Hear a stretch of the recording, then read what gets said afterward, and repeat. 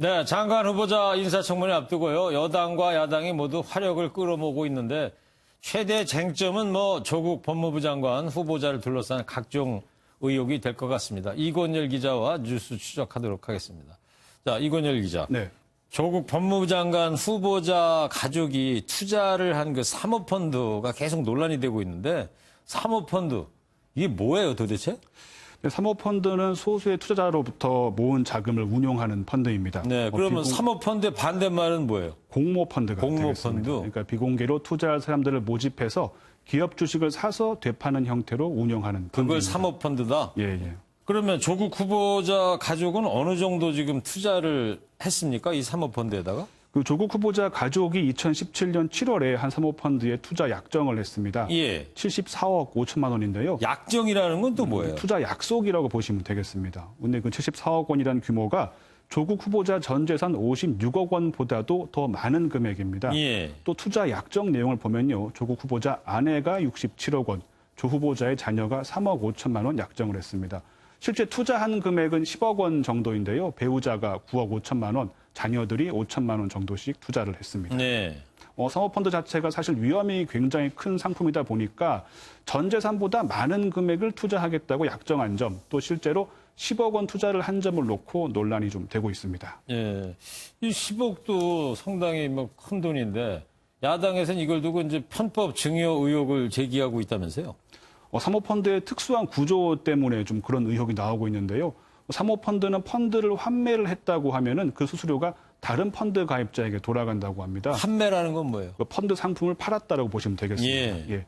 예를 들어서 A, B, C 세 사람이 사모펀드에 가입을 했다라고 좀 가정을 해볼게요. 예. A가 10억 원을 투자한 상태에서 수익이 40%, 그러니까 4억 원을 기록했는데 A가 펀드 환매를 합니다.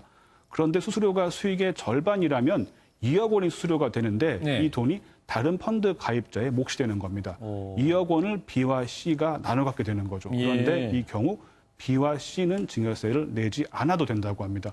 사모펀드는 투자자와 투자 운용사가 수수료를 정하기 나름이기 때문에 충분히 가능하다고 합니다. 네. 좀 복잡해 보이기는 한데요. 이런 사례가 실제로 또 있습니까? 전문가들에게 물어보니까 가능성은 있는데 쉽지는 않다 이렇게 이야기를 합니다. 네. 왜냐하면 증여세를 내지 않을 뿐이지 또 다른 세금을 내야 하는 경우가 있을 수 있다고 하고요.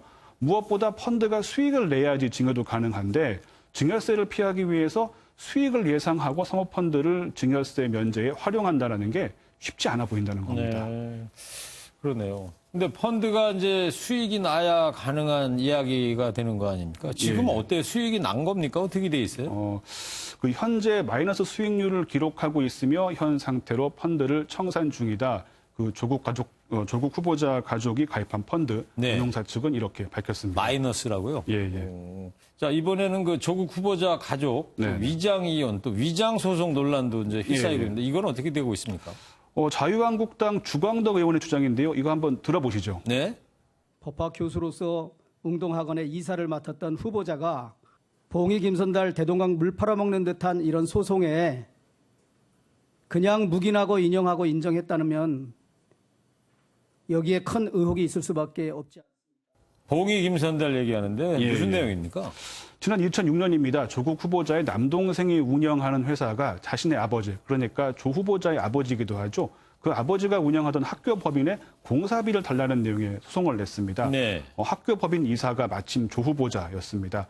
학교 법인은 변론을 하지 않았고 조 후보자 동생이 승소를 했는데 가족끼리 짜고 치는 소송을 통해서 학교 법인 재산을 동생 회사로 가져갔다라는 게 의혹의 내용입니다. 예. 주 의원은 또 조 후보자의 동생이 빚을 갚지 않기 위해서 위장 이혼을 하고 전처에게 재산을 넘겼다는 의혹도 제기했습니다. 네, 조국 후보자 가족이 다 나오고 있는 것 같습니다.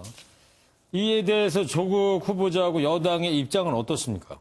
원칙적으로 일일이 해명하기보다 청문회에서 답을 하겠다는 겁니다. 네. 펀드 문제에 대해서는 일단 이렇게 밝혔습니다. 10억 원 넘는 돈을 투자하신 판단 근거가 무엇인가요? 국회 청문회에서 소상히가 답변드리겠습니다.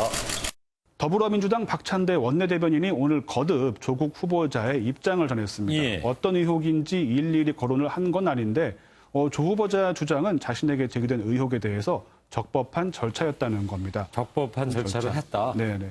다만 조 후보자가 국민의 정서상 공직자가 많은 재산을 가진 부분에 대해 괴리는 있을 수 있겠다는 입장을 전했다고 박 대변인은 밝혔습니다. 네. 끝으로 말이죠. 그 다른 후보자 한마디만 더 와야죠. 예, 예. 그 최기영 과기장관 후보자도 이제 증여세 탈루 의혹이 제기되고 있는데요. 이건 어떻게 네네. 되고 있습니까? 그 최기영 과학기술정보통신부 장관 후보자가 장남에게 재산을 증여하고 증여세를 탈루했을 가능성이 있다는 건데요. 네. 윤상직 자유한국당 의원의 주장입니다. 최 후보자의 장남이 30살이고 유학 중인데 신고한 재산은 1억 원이 넘는 반면에 최 후보자가 최근 6년간 증여세를 납부한 적이 없다는 겁니다. 네. 현행 법상 증여세 면제 한도 금액은 5천만 원입니다. 예. 그렇기 때문에 1억 원을 증여했다면 세금을 내야 된다 이 얘기입니다. 그렇군요. 네. 네, 지난 9일 개각에서 지명된 장관 후보자들의 의혹과 논란이 이어지고 있습니다. 결국 공은 이제 국회 인사청문회로 넘어갔고요. 청와대도 국회 청문 결과를 존중해야 할 것입니다. 뉴스 추적 이권열 기자였습니다.